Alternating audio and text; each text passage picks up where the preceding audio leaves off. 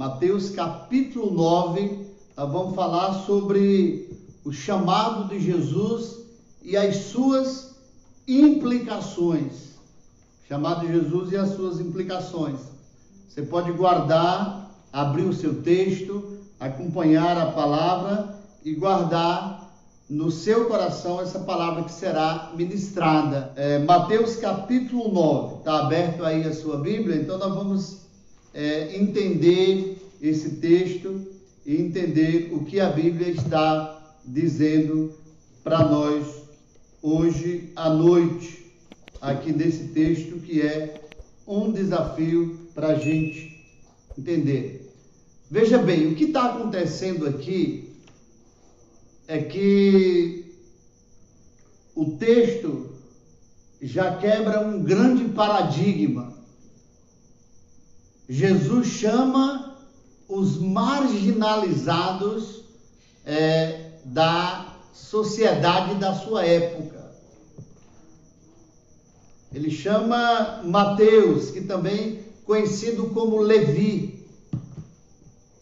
E pelo fato dele ser cobrador de impostos, ele não era bem visto. E o mais importante aqui é que no texto que estamos em discussão, é a chamada de alguém para ser apóstolo. Alguém que não era considerado membro da sociedade bem vista da época. Ou seja, ele não fazia parte do grupo da sociedade bem vista. Ele era marginalizado por causa da profissão e por causa do exercício, então, da sua atividade. No texto de Mateus capítulo 9, temos um dos mais ricos ensinamentos de Jesus a respeito da sua missão e das características do chamado, da chamada que ele faz aos seus seguidores.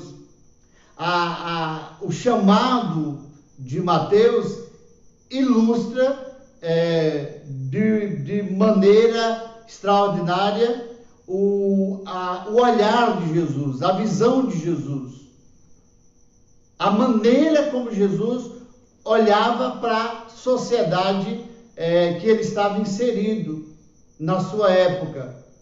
Aqui mostra uma compreensão dos valores, das características e da consciência da missão de Jesus aqui na Terra. Podemos ver desse texto e imaginar Jesus quando ele andava pelas estradas e pelas ruas das vilas, dos povoados e das cidades. E a maneira como ele não apenas andava de um lado para o outro, mas a maneira como ele prestava atenção às pessoas de forma coletiva e também nas suas individualidades. Foi com esta motivação que ele viu então sentado na coletoria um homem chamado de Mateus ou de Levi. Lá na coletoria era o local onde os donos de cargas deviam então pagar os impostos aduaneiros e seriam então recolhidos por causa do transporte marítimo que acontecia então no mar da Galileia. E lá estava Levi. Mateus trabalhava no tipo de ocupação que era muito fácil ser corrompido e muito fácil também corromper outros. Você pode ter uma compreensão melhor desse texto também lendo Lucas, o capítulo 5, a partir do versículo 27. Mateus, também chamado de publicano, que era este nome que se dava a quem trabalhava como coletor de impostos, e este era indiretamente, então, um representante do governo romano. O publicano era odiado pelos judeus por causa exatamente da falta de liberdade e da pesada carga de impostos que eram colocadas sobre o povo. Pensando na questão de cobrar impostos, que é o que nós temos aqui no Brasil, a questão do direito tributário, me vem à mente como esse pessoal é odiado, já na época de Jesus e também nos nossos dias. Nós temos uma das cargas tributárias mais elevadas do mundo. Há um jurista, membro da corte americana, ele disse que o poder de tributar é poder de destruir. Já na sua época, então, na época, Jesus convivia com uma sociedade assim, que detestava esses cobradores de impostos. O publicano era considerado impuro até, e frequentemente era acusado de roubar o povo para se enriquecer, como foi o caso de uma outra história tão conhecida, a história de Zaqueu. Por causa disso, então, o publicano era considerado um pecador e, por consequência, marginalizado no meio da sociedade, então, em que estava inserido. Todavia, então, sua vida era julgada pelo trabalho que fazia. Ou seja, não era pela pessoa que era, mas pela atividade que estava exercendo, que o exercia. Jesus, então, dentro desse contexto, conhecedor de toda essa realidade, Jesus olhou para além das aparências e não se deixou levar pelas opiniões motivadas pelo legalismo e pela segregação racial. Jesus sabia que tinha vindo para buscar e para salvar o que se havia perdido. Então, dentro dessa situação, ele olhou para Mateus e disse: segue-me. Olha, ele fez um convite que mudaria a história de vida de Levi, que mudaria a história de vida de Mateus. E não apenas mudaria a história de Mateus, mas de milhares de outras vidas, inclusive a minha, pois sou extremamente desafiado, edificado e influenciado pela vida de Mateus a partir da leitura e da perspectiva do livro que, na verdade, foi escrito por Mateus. Veja bem, você entendendo esse contexto do que representa o chamado de Mateus, eu quero nesta noite apresentar o meu propósito com esta mensagem. E o meu propósito é apresentar verdades que revelam a finalidade do chamado que recebemos de Jesus. Qual a finalidade pelo qual Mateus foi chamado? Qual a finalidade do meu chamado, do seu chamado, do convite que Jesus faz a cada um de nós? E nesse texto nós queremos identificar 3 grandes verdades.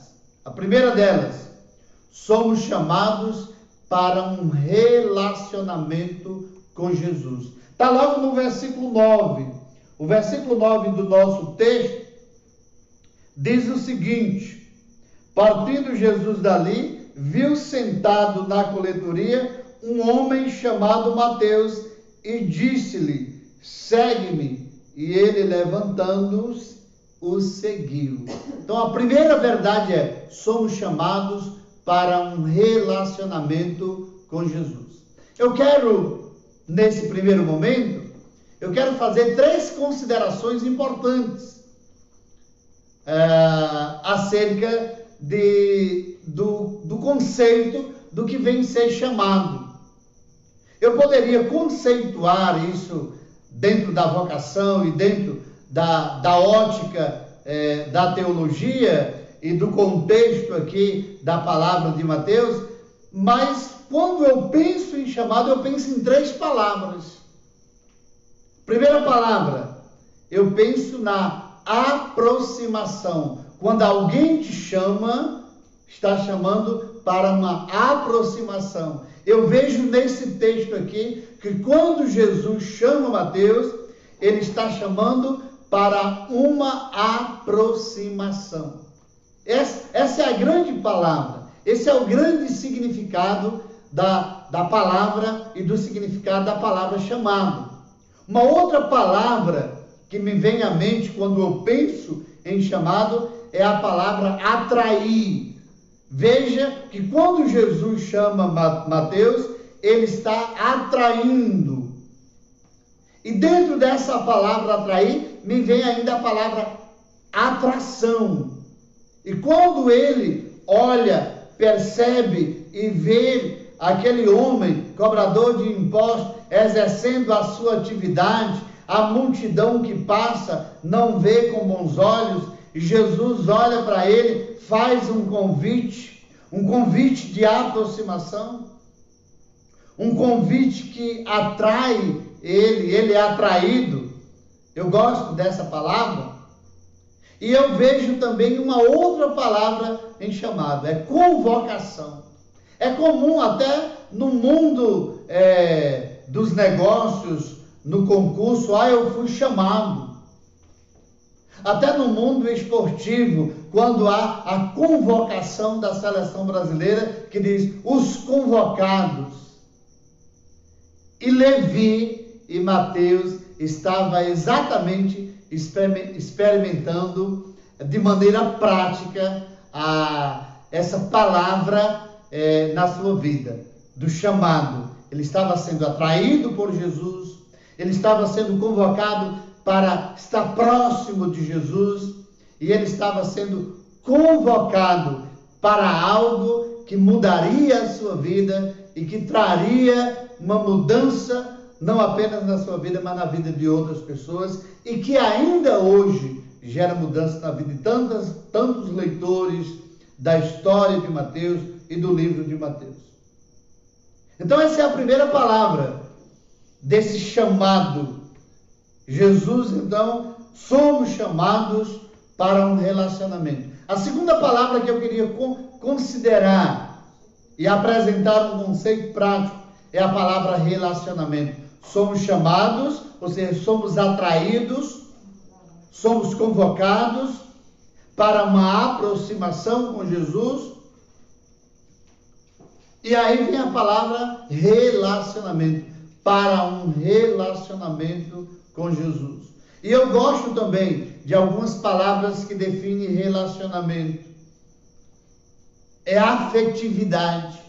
Veja que aquele homem está sendo chamado para estar próximo de Jesus, relacionando de forma afetiva, não como você está acostumado a ver aí essa palavra afetiva de forma pejorativa, mas a afetividade está diante da afeição de Jesus e tendo afeição por Jesus e sendo objeto da afeição de Jesus.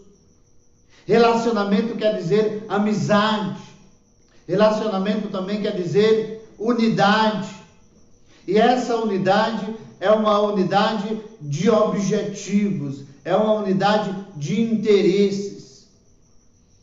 Jonathan Edwards, um teólogo, um filósofo, um pensador, um homem, eu diria, uma das maiores autoridades para se falar de relacionamento, de intimidade com Deus. Ele disse que relacionamento não é uma mera afeição, não é um mero sentimento, mas relacionamento está ligado ao exercício vigoroso de um relacionamento, de uma inclinação, de uma afeição, de um ato que representa um ato da alma, um ato que brota do íntimo, um ato que vai além de um pensamento e de um sentimento, mas brota da alma. Então, Jesus está chamando Mateus, e nós somos chamados exatamente para experimentar isso, essa atração, essa aproximação, essa convocação e esse relacionamento que brota da alma, não de um mero pensamento, não de um mero sentimento, mas um exercício vigoroso de uma inclinação, de um ato da vontade da alma. Eu quero ainda considerar com você de que a partir desta compreensão, a vida cristã brota de um relacionamento com Deus. E aí é onde nós percebemos no texto, e aí é onde nós percebemos na vida, e é onde nós percebemos toda a narrativa da vida de Mateus, que por sinal não fala muito sobre Mateus, só as menções do seu chamado, do convite que lhe foi feito e depois do livro que ele escreveu e que então deixou para nós esse legado que é o Evangelho de Mateus. Então ele olhou, Jesus olhou para Mateus e disse: segue-me.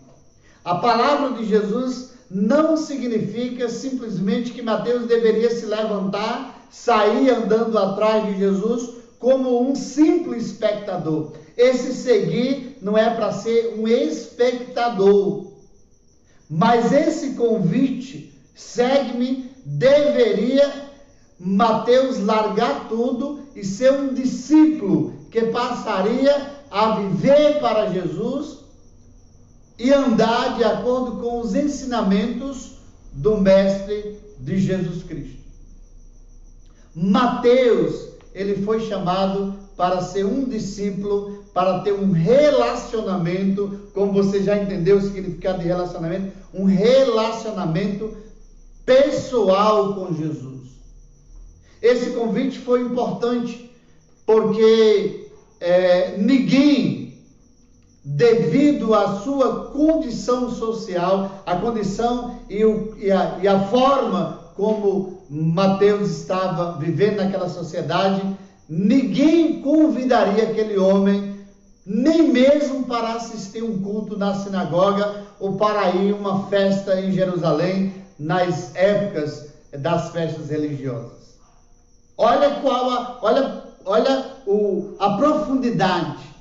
Um homem que não era nem convidado para assistir um culto na sinagoga, um homem que não era convidado nem para as festas públicas que acontecia em Jerusalém, esse homem agora está recebendo um convite de Jesus Cristo. O convite de Jesus para Mateus, para ser discípulo, encontrou um coração receptivo.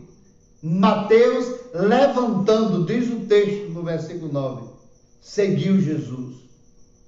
As pessoas, muitas vezes, que nós julgamos, que não têm condição de seguir Jesus, muitas vezes, em grande parte das vezes, eu diria, elas estão mais dispostas, com um coração mais disposto para seguir Jesus, para ter um compromisso com Jesus, do que necessariamente aquelas pessoas que nós então denominamos de boas pessoas ou de pessoas religiosas. Jesus chama o indivíduo, Mateus, e está chamando eu e você para um relacionamento pessoal com ele. Ninguém é chamado para difundir as ideias de um grupo religioso, mas nós somos chamados para experimentar um relacionamento vivo, real e de diálogo com Jesus. De um diálogo e de um relacionamento com Deus, com o seu Filho Jesus Cristo, por meio da ação do Espírito Santo de Deus. Não somos chamados para sermos simplesmente membros de uma agremiação religiosa, de uma igreja, de uma comunidade evangélica, mas somos chamados para sermos discípulos de Jesus. O apelo que Jesus fez a Mateus foi para que o seguisse, e não apenas para que o seguisse como espectador, mas para que viesse e vivesse segundo os seus ensinamentos, os seus princípios e os valores do reino de Deus e do reino dos céus. Seguindo Jesus, aprendendo com Jesus, vivendo os princípios de Jesus, e eu diria ainda, replicando os princípios de Jesus na vida de outros. Não temos muitas informações, como eu já disse, sobre a história de Mateus no Novo Testamento, mas sabemos apenas acerca das menções do seu chamado, o seu nome na lista dos apóstolos e o Evangelho de Mateus, que ele mesmo escreveu, que podemos perceber que este homem, Levi, Mateus, aprendeu bem e viveu bem os valores e os ensinamentos de Jesus. O Evangelho de Mateus, o Evangelho de Jesus, o livro de Mateus, mostra que ele viveu num relacionamento diário, num relacionamento pessoal com Jesus, andando pelas estradas, pelas ruas, pelas vilas, pelas cidades, vendo, presenciando e vivenciando a vida de um discípulo de Jesus. Essa é a primeira parte da nossa mensagem. Somos chamados para um relacionamento pessoal com Jesus, para vivenciar os ensinamentos e os valores do reino que Jesus deixou para nós. Segundo lugar, esse texto no versículo 10 diz o seguinte: ora, estando ele à mesa em casa, eis que chegaram muitos publicanos e pecadores, e se reclinaram à mesa juntamente com Jesus e seus discípulos. Qual é a grande verdade que aprendemos aqui nesta parte? Somos chamados para compartilhar Jesus com outros. Olha que grande verdade. Somos chamados para compartilhar Jesus com outros. Veja, aqui diz que eles estavam agora lá na mesa. A mesa simbolizando a refeição. Tinha ainda um significado universal que era de aceitação. Ou seja, quando você convidava alguém para a mesa, tinha, então, logicamente, olhando para um momento de refeição, que simbolizava também comunhão, mas tinha um grande significado, que era da aceitação. E veja que Mateus agora está lá na mesa, com Jesus, com os discípulos de Jesus, mas estavam ali também muitos publicanos e pecadores. A primeira coisa que Mateus fez foi convidar Jesus para estar à mesa. Essa é a primeira coisa para a gente entender. Mateus convida Jesus, ele leva os seus discípulos, e ali ele expressa então a grande alegria, a alegria de estar com Jesus, de estar com os discípulos, e por motivo desta alegria, de ter então agora a estar com Jesus, se relacionando com Jesus, ele convida os seus amigos, e ele agora está compartilhando com os seus amigos, que não eram poucos. Ele está compartilhando da sua alegria, e ele está compartilhando e apresentando Jesus. Chegaram, diz o texto, chegaram muitos publicanos e pecadores. E tem um termo aqui interessante. Eles não foram lá apenas para ver Jesus, apenas para ver Mateus agora na sua nova fé, mas aparece no texto aí reclinar à mesa. Sabe o que significa isso? Que eles eram também convidados, que eles estavam participando, que eles estavam então na comunhão. Veja que Jesus está agora não apenas com Mateus, que era odiado, não apenas com esse novo convertido, este novo discípulo, mas agora já está partilhando com outros publicanos e com outros pecadores. Tanto é que acusaram Jesus, disseram para os discípulos que Jesus e que os próprios discípulos comiam com publicanos e pecadores. Essa era a mentalidade religiosa de escribas e fariseus. Eles não vieram apenas então para assistir ou para ver Jesus comer lá na mesa de Mateus, mas eles vieram para participar diretamente da refeição. Isso, como eu disse atrás, simbolizava comunhão, mas simbolizava também aceitação. Eles estavam sendo aceitos. Olha que coisa linda! Eles estavam sendo aceitos por Jesus. Se eles então estavam ali reclinando a mesa, é o sinal da aceitação. Eles estão lá na comunhão. Esse livre acesso das pessoas acontecia porque quem convidava um mestre e rabino estava convidando, então, em nome da comunidade local. Porém, aqui nós vemos mais do que isso, uma aceitação, uma participação, um momento de comunhão. Mateus não estava, naquele momento, querendo apenas cumprir a formalidade social, mas ele estava querendo partilhar da sua fé, da sua alegria, querendo apresentar agora o seu Senhor, Jesus, e querendo apresentar a Jesus os seus amigos e colegas de trabalho, e querendo expressar de forma pública a sua fé, e dizendo para Jesus e para aqueles seus amigos que era possível sim haver também um relacionamento entre Jesus e aqueles homens, entre aqueles homens e Jesus. A refeição era uma manifestação externa daquilo que estava ocorrendo no seu interior. Olha que coisa linda! A refeição era uma manifestação externa, uma manifestação pública da alegria que estava acontecendo no interior daquele homem chamado Mateus.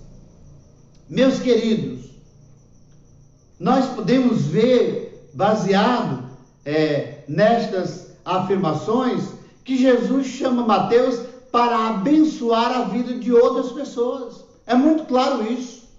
A gente vê isso nesta narrativa, neste evento, neste episódio, neste acontecimento. Jesus chama Mateus para abençoar a vida de outros. Somos, eu e você, somos chamados para compartilhar com outras pessoas a vida que temos em Jesus. Somos chamados para abençoar a vida de outras pessoas.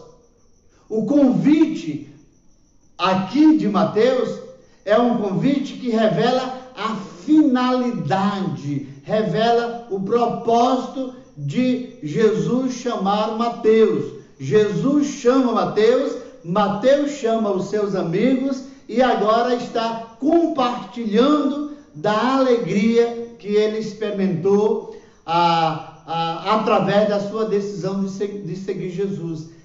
Este episódio, este texto bíblico, este acontecimento revela a atitude de um verdadeiro evangelista, de um verdadeiro discípulo, pois chamou os seus amigos, colegas de trabalho, de posição social, para apresentar o Salvador, para apresentar Jesus. Precisamos, eu e você, precisamos falar de Jesus para todas as pessoas da sociedade, incluindo as pessoas que são marginalizadas, os povos minoritários, os não alcançados, os sertanejos, os moradores de ruas, pessoas que estão precisando de Jesus. Esse texto nos ensina que precisamos ser ousados para pregar o Evangelho, pois o Evangelho é o poder de Deus para transformar vidas. Mateus entendeu que aquela mudança na sua vida era tão importante que precisava manifestar publicamente e manifestar pessoalmente para os seus colegas, os seus amigos, os seus companheiros. Jesus nos chama para abençoar outras pessoas, demonstrando o amor que Ele derramou em nossos corações, demonstrando a graça que nós então experimentamos e não somos merecedores. Mateus demonstrou sabedoria de maneira extraordinária em abençoar outras pessoas. Ele não considerou ser santo ao ponto de separar-se das pessoas. Ele considerou ser um discípulo, um instrumento, uma ferramenta para abençoar outras pessoas. Nós percebemos nesse texto que ele considerou-se ser um homem alcançado, um homem renovado, um homem novo, que estava se relacionando com Deus e que não precisaria se isolar daqueles que antes tinham sido seus companheiros, mas agora ele estava alcançando também essas pessoas. A verdadeira santidade não se dá pelos simples fatos de viver isolado e apartado das pessoas. A verdadeira santidade é demonstrada no fato de abraçar as pessoas, de compartilhar Jesus com as pessoas, de viver os valores do reino e os valores e os princípios de Jesus em meio às pessoas e crendo na transformação que o Evangelho de Jesus é capaz de fazer na vida de outros pecadores, de outros publicanos, de outras pessoas, mediante a ação do Espírito Santo de Deus, através do meu testemunho e através da minha vida. Mateus não se isolou, mas convidou outras pessoas que eram também desprezadas pela sociedade para poder experimentar a verdadeira mudança, a graça, o amor e tudo aquilo que Jesus é capaz de proporcionar. Em terceiro lugar, primeiro lugar, nós somos chamados para um relacionamento pessoal com Jesus. Segundo lugar, nós somos chamados para compartilhar Jesus com os nossos amigos, com outras pessoas. E em terceiro lugar, nós somos chamados a ver, a olhar as pessoas na perspectiva do olhar de Jesus, na perspectiva da visão de Jesus. Veja aqui que com isso nós aprendemos muitas coisas. Jesus não se deixa levar pelos padrões sociais das pessoas da sociedade da época. Pelo contrário, a maneira de Jesus olhar o indivíduo é de forma honesta, é de forma sincera, sem deixar levar pelos padrões dos grupos humanos. Aquele homem era odiado pela sociedade. Jesus olhou para ele, o convidou. E quando está lá na mesa dele, Jesus dá uma demonstração de aceitação, da sua graça, do abraço com outros pecadores e com outros publicanos. Inclusive sendo julgado pelos religiosos, pelos escribas e fariseus daquele momento que presenciava aquela cena. Nós precisamos ter a perspectiva do olhar de Jesus. Olhar as pessoas com compaixão. Olhar as pessoas com graça. Olhar as pessoas com o amor que foi derramado no nosso coração. Fazendo um exame consciente dos nossos valores. Dos valores de Jesus. E despojando, tirando a roupa de toda e qualquer discriminação e preconceito. Foi o que Jesus fez naquele momento e é o que Jesus nos ensina.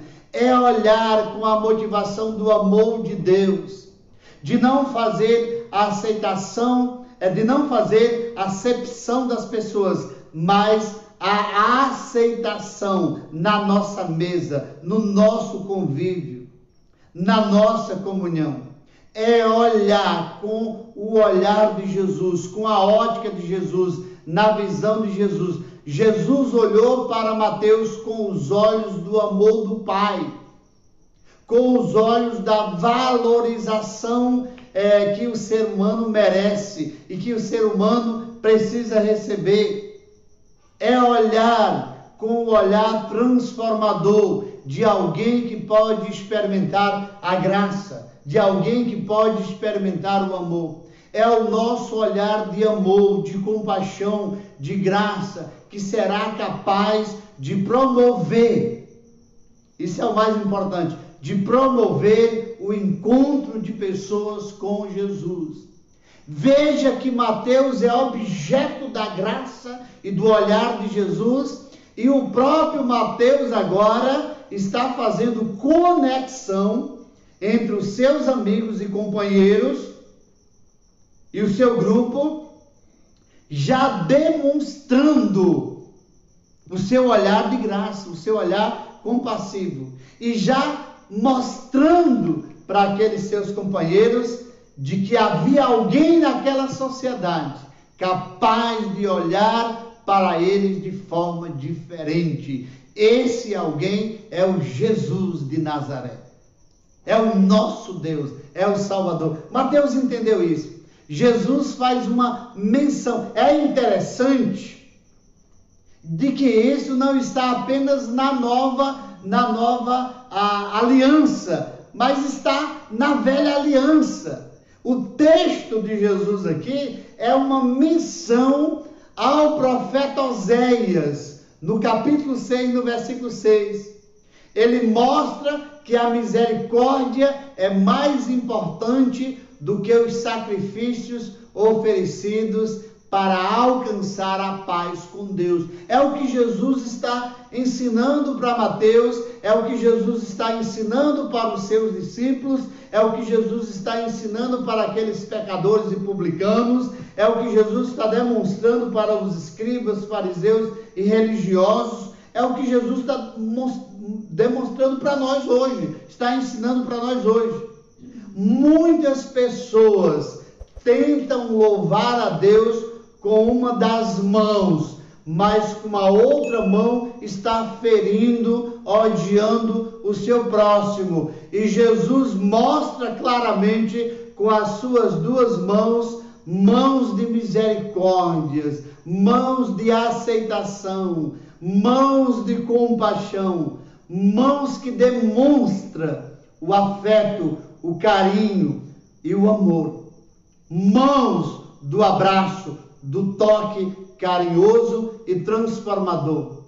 Jesus está nos ensinando isso, como estava ensinando naquele contexto imediato em que ele se encontra na casa daquele homem alcançado, junto com outros homens que estão sendo alcançados, naquela escola de discipulado para aqueles homens, e que traz para nós hoje essa reflexão que eu preciso, através dos meus olhos, através dos meus conceitos, através dos meus gestos, demonstrar compaixão, amor e graça. Eu preciso olhar para estas pessoas marginalizadas e odiadas com o olhar de Jesus, na perspectiva da visão de Jesus, da compaixão de Jesus, do amor de Jesus. Enquanto, meus queridos, não exercitarmos a compaixão, a misericórdia, a graça e o amor, os nossos serviços para Deus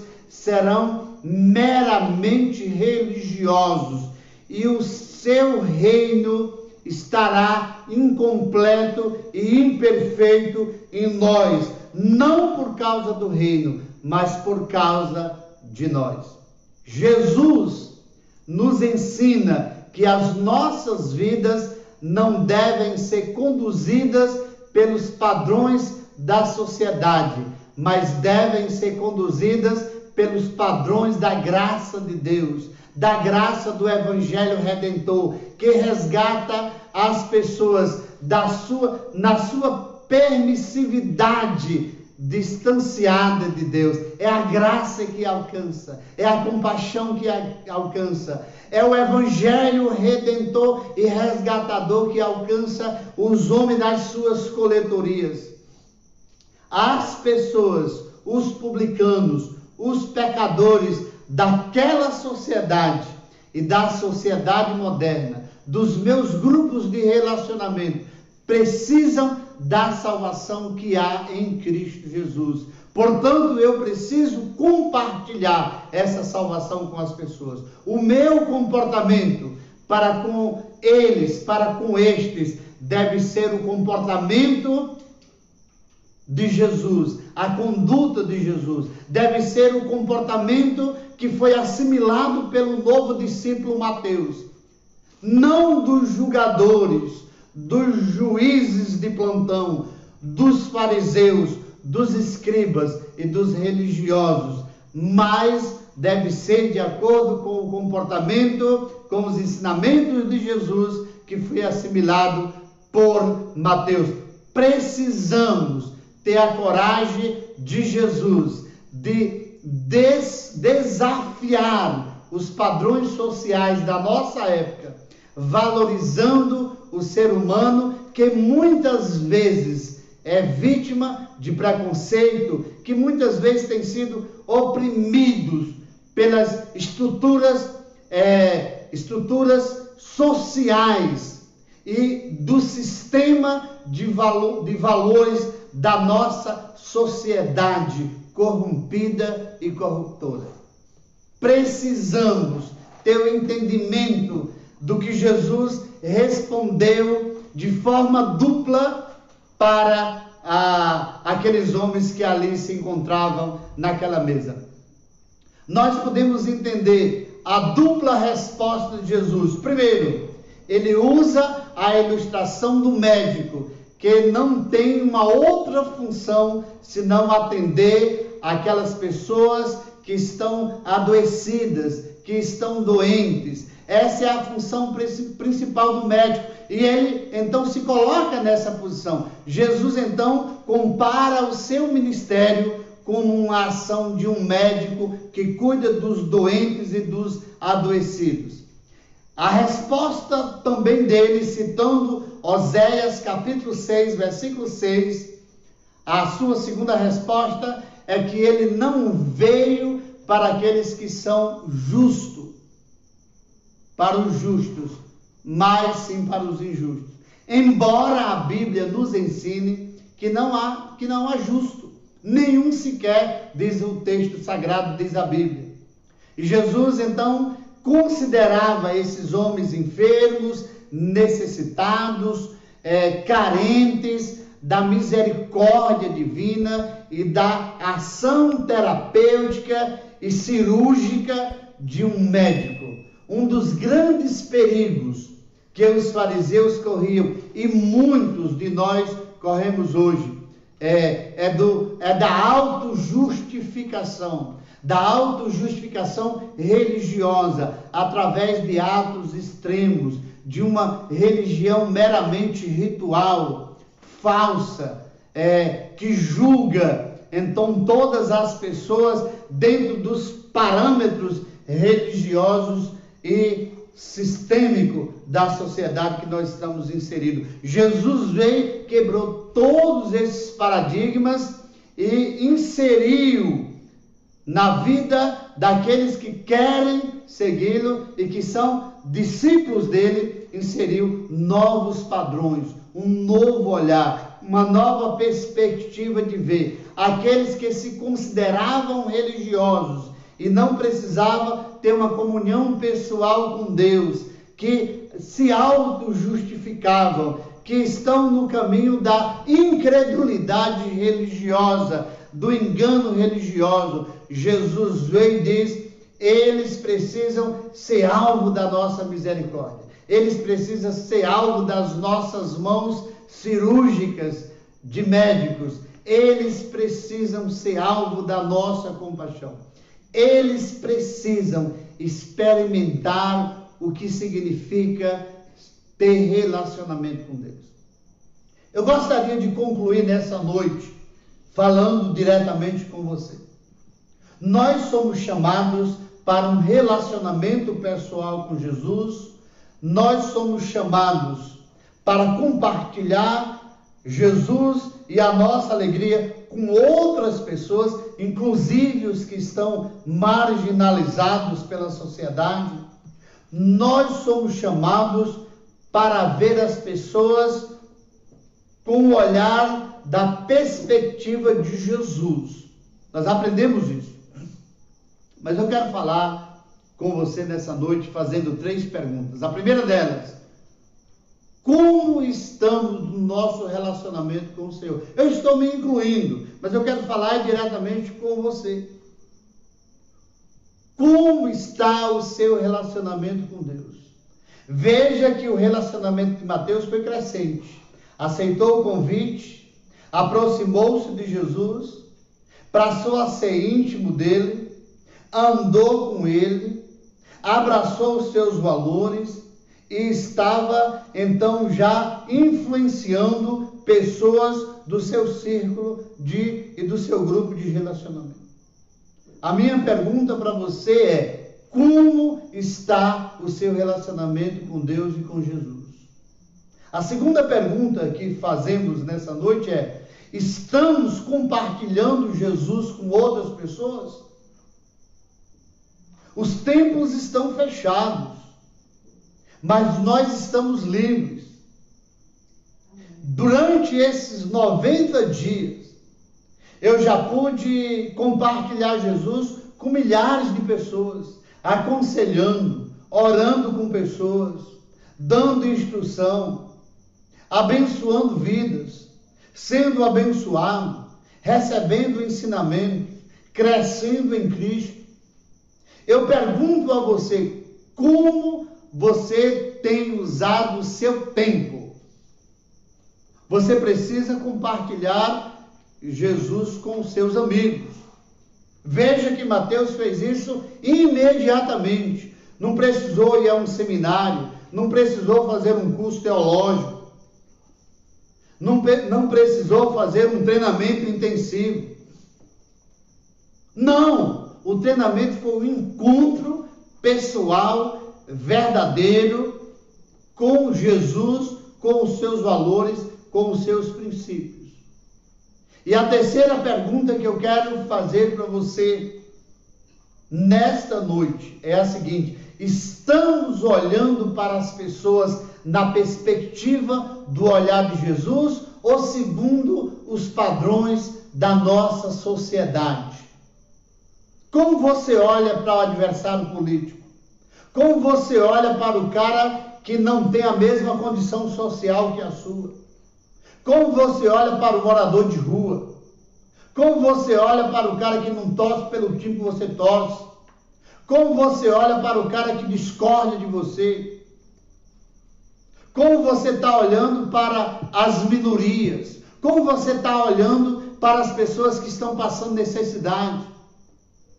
Eu não faço isso para aparecer, mas durante essa pandemia eu já saí para orar com pessoas nas suas casas, mesmo ela de dentro da casa e eu distante. Já saímos para abençoar pessoas com alimentos, com kit de higienização. Já recebemos ajudas, já recebi visita do pastor, o amigo Alexandre, lá de Mossoró, e nós saímos então abençoando vidas. Como você está olhando para as pessoas que estão derramando lágrimas? Eu vejo muito na rede social pessoas, vamos de boas notícias, muitas pessoas estão curadas. Graças a Deus que muitas pessoas estão curadas. Mas esse olhar me parece mais ideológico. Esse olhar me parece mais um olhar indiferente com aqueles que estão sepultando os seus mortos. Esse olhar me parece mais indiferente com aqueles que estão chorando os seus doentes nas UTIs. Eu preciso olhar para quem está chorando. Eu preciso olhar para quem está com dores. Eu preciso olhar além da minha ideologia. Eu preciso olhar além dos meus pensamentos. Eu preciso olhar dentro da ótica de Jesus, dentro da visão de Jesus, dentro da perspectiva do olhar de Jesus. E o olhar de Jesus é inclusivo. O olhar de Jesus inclui Mateus, pecadores, publicanos e marginalizados. Meus queridos, estamos sendo chamados por Jesus para viver dentro dos padrões e princípios estabelecidos por Ele na sua palavra. E eu queria concluir dizendo, uma alegria profunda é ter um caminho para seguir. Esse caminho é Jesus. É ter uma verdade para crer. Essa verdade é Jesus. É ter uma vida para viver. Essa vida é Jesus. Ele disse, eu sou o caminho, a verdade e a vida. E eu queria fazer menção nesta consideração final da parábola do filho pródigo, que tem uma conexão profunda com este encontro de Mateus com Jesus. A parábola do filho pródigo, que deixa bem claro a alegria que está na volta dos que estão desgarrados. Que deixa bem claro a alegria que está no encontro dos que estão desnorteados e no encontro dos que estão perdidos. Mateus encontra Jesus, publicanos encontram Jesus, pecadores encontram Jesus, publicanos encontram Jesus, marginalizados encontram Jesus, cidades encontram Jesus. E quando nós encontramos Jesus, nós encontramos a verdadeira alegria. Nós encontramos a verdade para crer e abraçar. Nós encontramos o caminho para andar e trilhar. E nós encontramos a vida para ser vivida dentro dos padrões de Jesus. Somos chamados para um relacionamento pessoal com Jesus. Somos chamados para compartilhar Jesus e da nossa alegria com os nossos amigos. Somos chamados para uma nova visão, que é ver e olhar as pessoas, a sociedade, o mundo, dentro da perspectiva dos valores, do olhar e dos princípios de Jesus. Que a bênção do Senhor seja sobre a tua vida. Nós te abençoamos em o nome de Jesus.